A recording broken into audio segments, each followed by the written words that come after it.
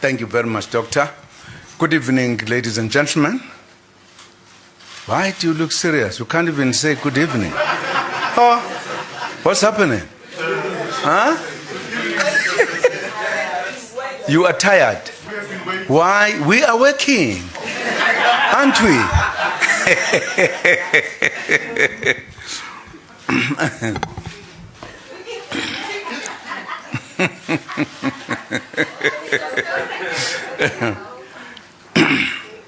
Well, good evening, colleagues, members of the media present here, fellow South Africans.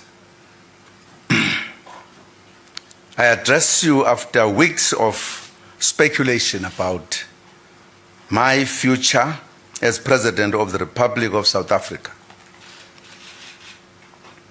In particular, I make reference to the much publicized and awaited decision of the African National Congress issued on the 13th February 2018. It is now public knowledge that the National Executive Committee of the ANC resolved to recall me as the President of the Republic. I have also learned that before I respond to the initial decision, a new decision has been made by the ANC, whose effect is that I have now been compelled to resign by way of a motion of no confidence set down for tomorrow, 15 February 2018. The ANC is indeed the party of whose nomination, on whose nomination I became a candidate for the presidency of the Republic of South Africa after its victory of the national elections of 2014. It was on the ANC's nomination that I was later elected by the majority in the National Assembly as the President of the Republic. I am forever indebted to the ANC, the liberation movement. I've served almost all my life. I respect each member and leader of this glorious movement. I respect its gallant fight against centuries of white minority brutality, whose relics remain today and continue to be entrenched in all manner of sophisticated ways in order to ensure the continued survival of white privilege. I do take seriously and am grateful to the ANC that in the face of its revolutionary mission to ensure a better life for all and the creation of a non-racial, non-sexist and democratic South Africa, it deployed me at the pinnacle of its role in government. I was also elected in terms of Section 86 of the Constitution, and from that moment pledged my loyalty to the Constitution of the Republic of South Africa It has indeed been a great learning experience, a mammoth task. The performance of which can never be done without difficulty and learning on the way. None of us, no matter how perfect, can claim that the building of a new society and the marshalling of a former liberation movement into a modern political party all happen in a straight line. It has detours, human error, and boulders strewn along the path. Because the struggle and politics are human activities, their pursuit is not without the taints of human nature. All my life, I have served and will continue to serve the ANC in its pursuit of the objectives of the National Democratic Revolution. I have served in my capacity as President of the Republic of South Africa within the prism of our much acclaimed Constitution, whose foundational values are fully subscribed to. I understand fully that while I serve at the pleasure of my party, the ANC, the door through which I officially came to serve the people of South Africa is the National Assembly, without which no political party can impose its candidate on the electorate, no matter how popular. This constitutional line between party and state is often forgotten in the usual business of party political contestations. As we fight our own battles in the corridors of political power and sometimes serving the very interests of the oppressors of yesterday, who joyfully celebrate as we lynch one another, we often forget the citizens on whose behalf we create a better life. We tend to place the political party above the supreme law of the country, which is the rule book of the country's political engagement. I do not make this reference because I am above reproach, nor do I wish to proclaim that in understanding my political responsibilities, I have been the epitome of perfection. If truth be told, none of us are. However, I respect the prescripts of the Constitution and its consequences on how we enter, stay, stay in and exit political office and government. There has been much speculation about how the President of the Republic should exit his or her office. In my case,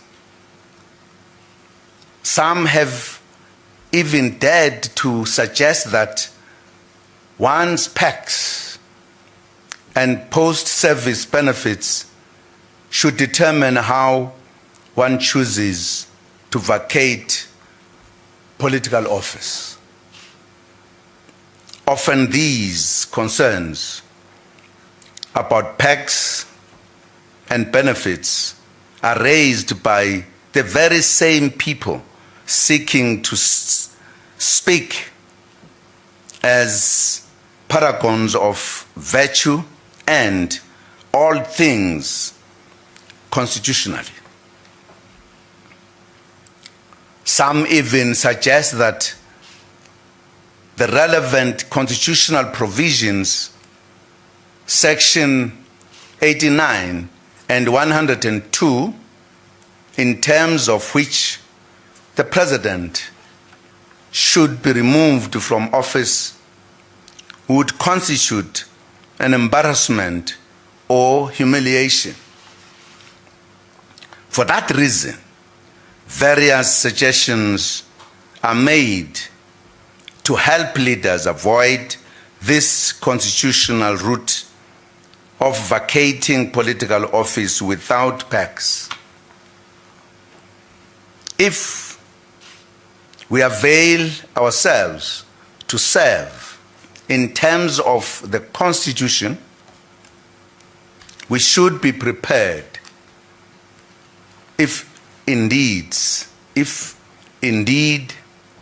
be and if those we serve deem it appropriate to suffer the hardship that comes with our constitutional obligations. Whether we lose our post-political office benefits should not determine how we act in the time of our departure. Nor did I agree to serve because there are no better cadres in the ANC and the country.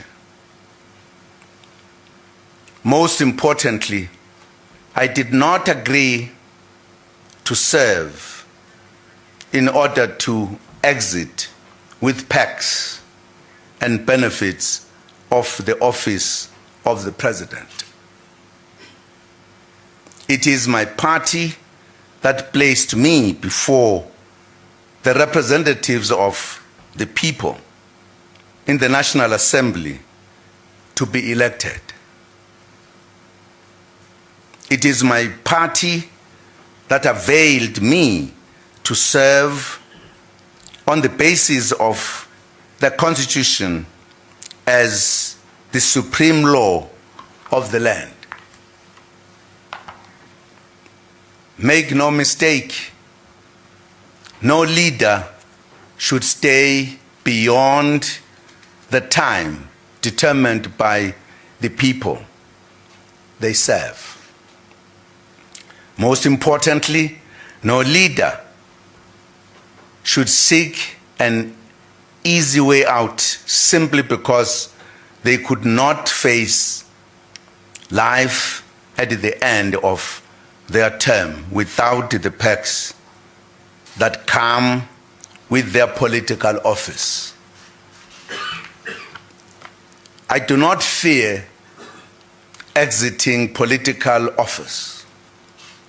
However, I have only asked my party to articulate my transgressions,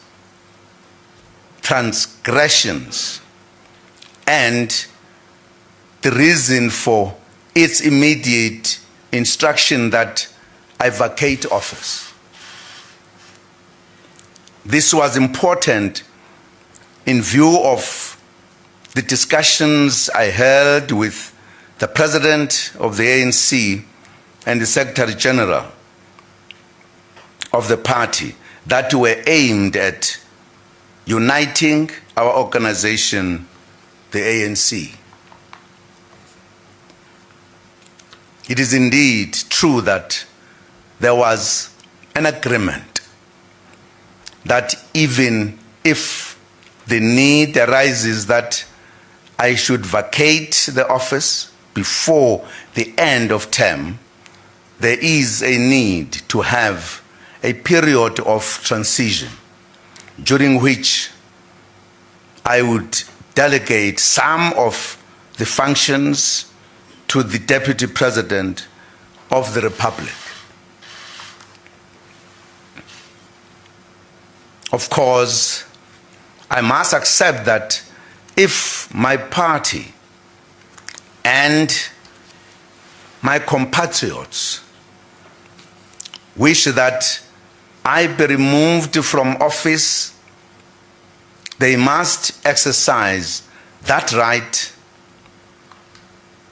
and do so in the manner prescribed by the Constitution. I fear no motion of no confidence or impeachment, for they are the lawful mechanisms for the people of this beautiful country to remove their president. I've served the people of South Africa to the best of my ability. I am forever grateful that they trusted me with their highest office in the land. But when I accepted the deployment, I understood and undertook to subject myself to the supreme law of the land, the Constitution. Ngithanda ukusho ukuthi kwizinkalo ngezinkalo lapho abantu bakithi bekhona ngokuzithoba okungenamkhawulo kusemqoka ukunazisa ukuthi angidaze nkani okweselesele. Kunjalo nje angexwaye kwehla esikhundleni sobumongameli waleli lengabade. Angingenanga emzabalazweni ngoba ngigaqele izikhundla. Yinye nje into engicelayo kini sizwe sakithi ukuthi nokho angiphume ngomgudu womthetho sisekelo okuyiwona engabe kwangawo.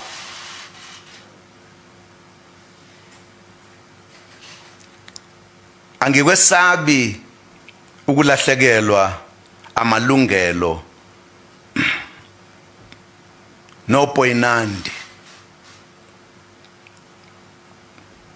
oza nesikhundla sobumongameli. Angingenelanga lezo zinto kuhulumeni. Kunjalo nje azithi shu lapha kimi. Ngifuna kuphela ubulungiswa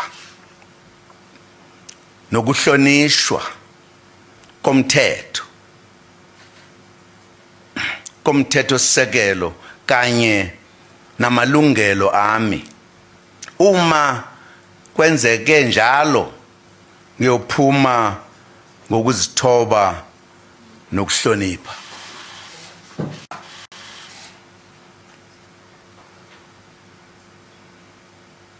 Ngiyakholelwa ukuthi ngiwenzile owami umsebenzi enaningibekele wona. Uma kukhona la ngingenzanga kahle khona, bakwethu akukho soga lingenasici. I also thank the citizens of South Africa for the privilege of serving as the President of the Republic since 2009. It has been an honor that I will cherish as long as I live. I wish to thank members of cabinet, deputy ministers, and the whole of government, national, provincial, and local, for the positive spirit and cooperative manner in which we all worked. I also thank the other arms of state for the work we have accomplished. I thank all political parties who are in Parliament for their contributions in making our democracy strong. I thank all stakeholders, business, labor, religious leaders, traditional leaders, youth, women's groups, the education sector, and all others we have worked with over the years, united by the goal of moving South Africa forward. I thank the international community for the cooperation in the work we have been doing together. I've also been disturbed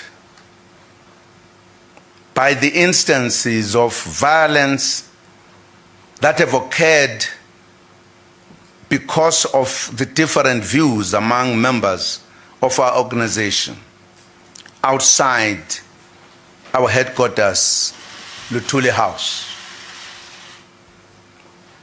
No life should be lost in my name, and also the ANC should never be divided in my name. I have therefore come to the decision to resign as President of the Republic with immediate effect.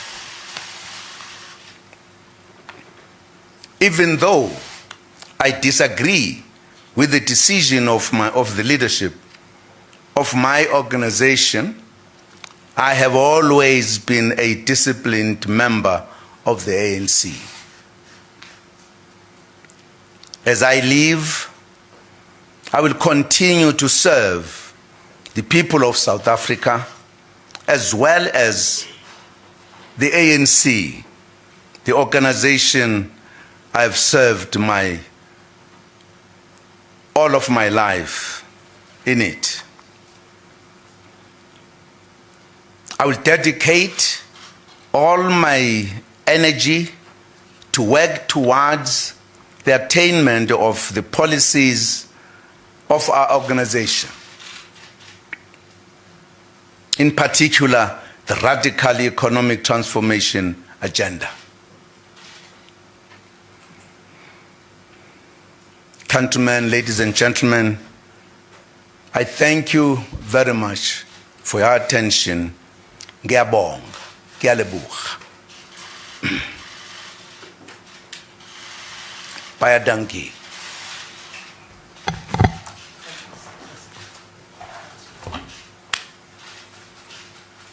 Thank you. We'll meet someone.